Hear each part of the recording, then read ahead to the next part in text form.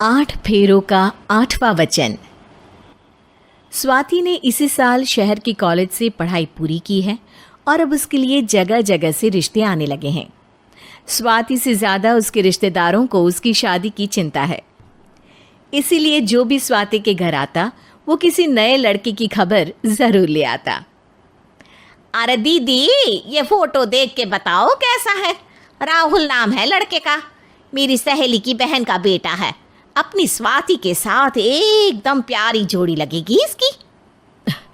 ज़रा दिखाना, फोटो तो बढ़िया लग रहा है। कोई गलत आदत वादत तो नहीं है ना इसे? और कमाता कितना है?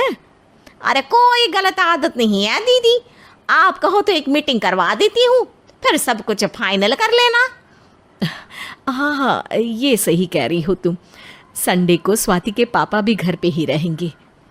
बुआ फिर वहाँ से चली जाती है और रात को स्वाति की माँ उससे कहती है, स्वाति बेटा, आज कमला बुआ ने एक लड़के की फ़ोटो दिखाई है। संडे को वो लोग मिलने आ रहे हैं, तैयार हो ना तुम बेटा? अरे मम्मी, आप कहाँ कमला बुआ के चक्कर में आ जाती हो?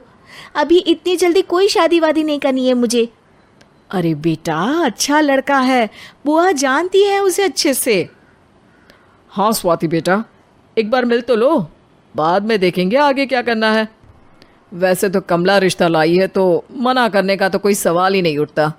संडे की सुबह होती है और कमला बुआ राहुल और उसके मम्मी पापा को लेकर स्वाति के घर आती है। अरे आइए आइए भाभी, इसे अपना ही घर समझिए, इनसे मिलिए। ये मेरे भैया और ये मेरी भाभी हैं।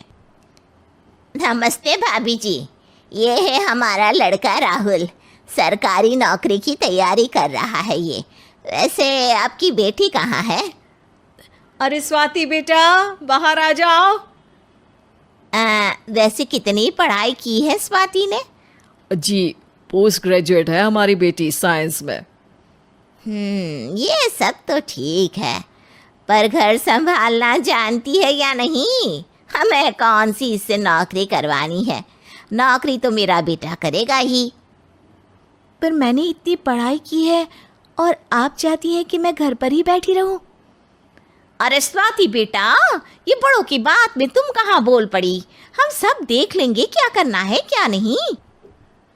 हम तो इसी बात पर विश्वास करते हैं कि घर के लड़कियां घर में ही रहे तो ज़्यादा अच्छा रहता है। वरना भाई साहब, आप तो आजकल के हाल जानते ही हैं, कितनी घटनाएं होने लगी हैं औरतों के खिलाफ। स्वाति बेटा, रसोई का काम तो पूरा जानती हो ना?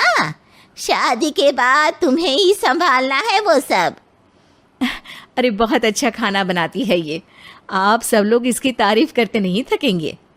लो भाई, हो गई मीटिंग, अब शादी की तारीख फाइनल कर लेते हैं, क्यों भैया? भाई, हम तो पंडित जी से चर्चा करने के बाद ही तारीख फाइनल करेंगे। सालों से हम उनकी बातें मानते हुए आ रहे हैं। लड़के वाले और कमला बुआ की बातें सुनकर स्वाति एकदम नाराज हो जाती है और उसे लगने लगता है कि शादी के बाद उसे घर पर ही बैठना पड़ेगा। लेकिन घर वालों के आगे उसकी एक नहीं चलती और उसे शादी के लिए हाँ कहना पड़ता है। शादी का दिन आ जाता है और सब मंडप में जमा होते हैं।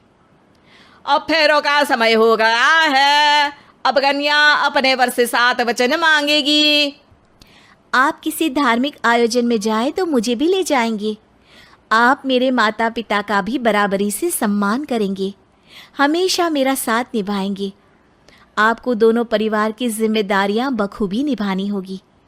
हर ज़रूरी बात में मेरी भी राय लेंगे। आप सभी गलत आदतों से दूर रहेंगे। आप मेरे अलावा किसी और औरत से कोई गलत संबंध नहीं बांधेंगे। ये 7 वचन पूरे हुए, वर क्या तुम्हें ये सारे वचन मंजूर है? जी हाँ पंडित जी, मैं सारे वचन अच्छी तरीके से निभाऊंगा। अरे वाह वाह, बढ़िया तरीके से सब काम संपन्न हो गया। तो इसी के साथ विवाह संपन्न हुआ और आज से ये दोनों पति पत्नी हुए।